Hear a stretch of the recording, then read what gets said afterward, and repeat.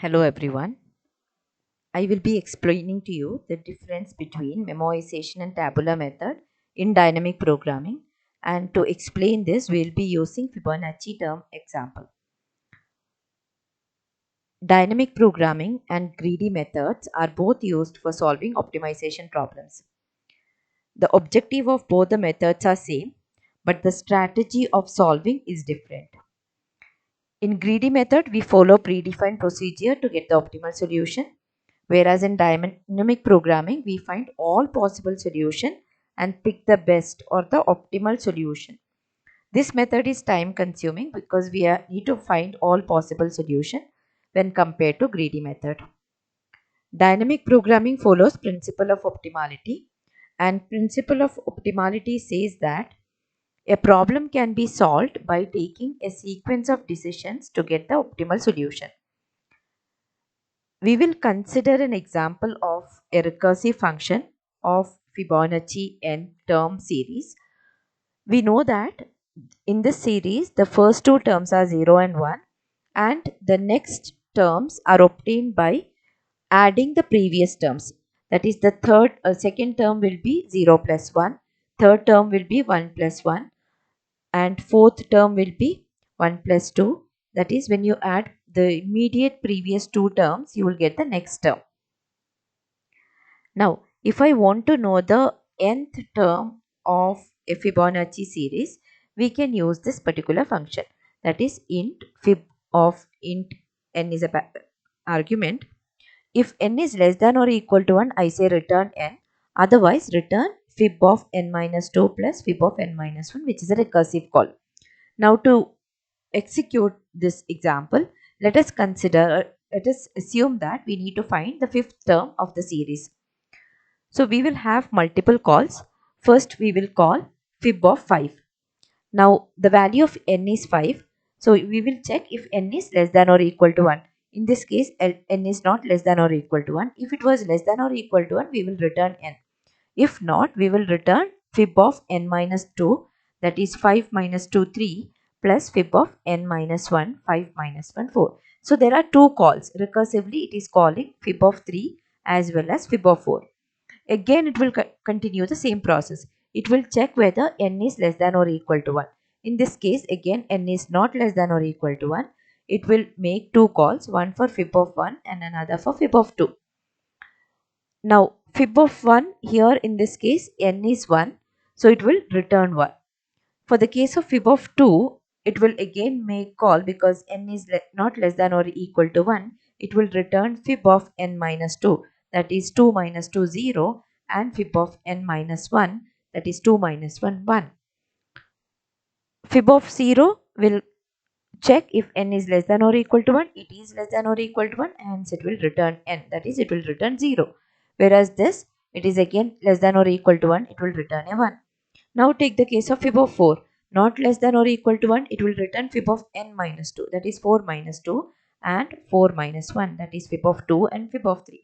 Hence again, fib of 2 will call for fib of 0 and fib of 1. Fib of 3 will call for fib of 1 and fib of 2. Fib of 2 again will call for fib of 0 and fib of 1. So if you notice this, we have, for a value to find the fifth term in the Fibonacci series, we have to make a call of 15 calls. And this is time consuming because each time we have to make repeated calls even though we know the answer of fib of 0. Fib of 0 is being called many times here. Now in this case, if we make use of dynamic programming approach, we can reduce the number of calls and hence reduce the time complexity of the entire algorithm or the approach in which the problem is solved.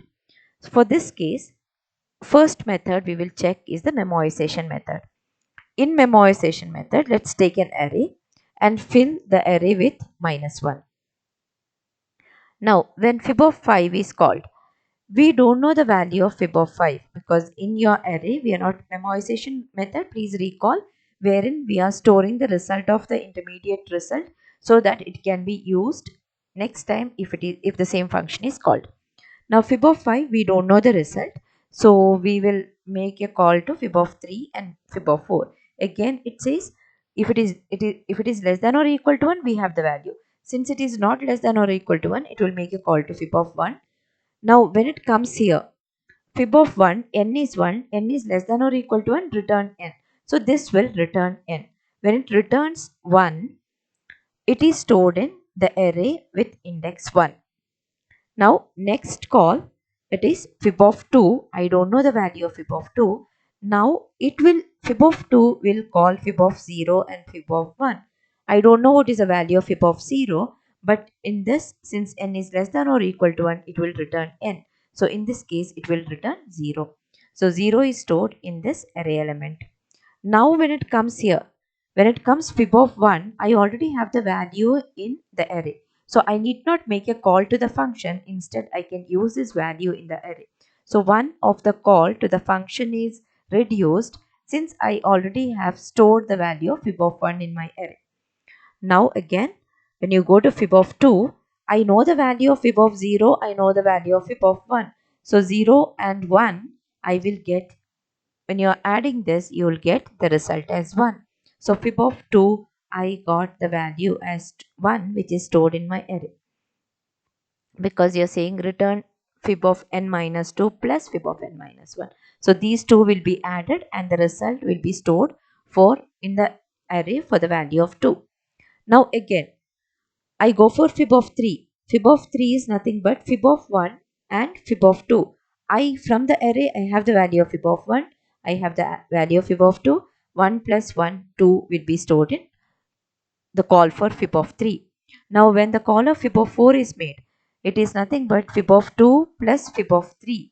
I have the value in the array again, that is 1 plus 2, which is equal to 4 will be stored here.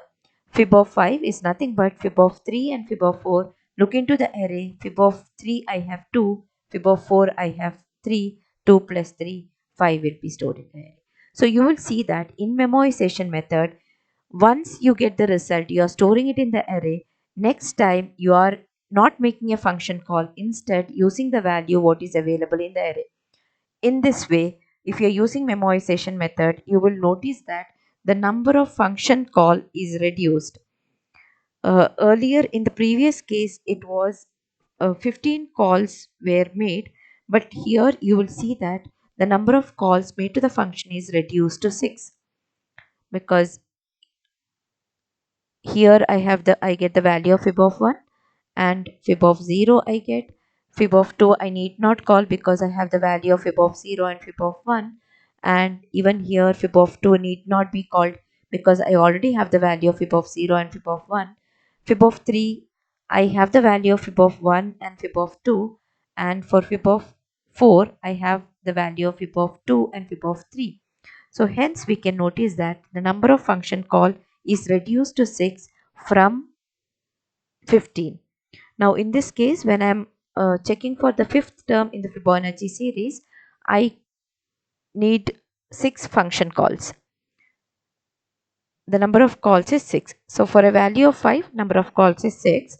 So if I am taking the nth term, the number of calls will be n plus 1, which is leading to a time complexity of order of n.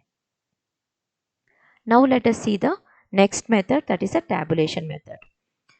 In tabulation method, instead of a recursive statement, an iterative function is used. The function is same, the performance of the function is same, wherein we, in this case, we will be using a loop. An iterative method is used. Initially, we are storing the value of f of 0 and f of 1 as 1. Now what happens? We have an array, empty array. We make a call to the function with for the nth term, that is a fifth term. If n is less than or equal to 1, we'll return n. Here in this case, n is 5. It is not less than or equal to 1. In that case, we will store the value of f of 0 and f of 1 in the array. So f of 0 and f of 1 is stored. Now you will iteratively perform or find the value of f of I from 2 to n. Now if you check for the value of I equal to 2, you will calculate f of I as f of I minus 1 plus f of I minus 2. We have the value of f of I minus 1 and f of I minus 2 in the array. So simply we will get f of I, that is f of 2 as 0 plus 1, 1. Now for the next value of I, that is I equal to 3, It is nothing but f of I minus 1 plus f of I minus 2, 1 plus 1, 2. Next value, it will be 1 plus 2, 3. And the next value, it will be 1 plus 2 plus 3, 5. And finally, f of n will be returned. Now, in this case, filling is done from the smaller value. Hence, it is a method of bottom-up approach. Whereas in memoization method, it is from top to bottom, and memoization method is from top to bottom, whereas tabulation method is from bottom to top. We are filling from smaller value and then moving across the higher value. So this is how the two methodologies in dynamic programming differs. One is the memoization method, another is the tabulation method. That's all for this session. Thank you.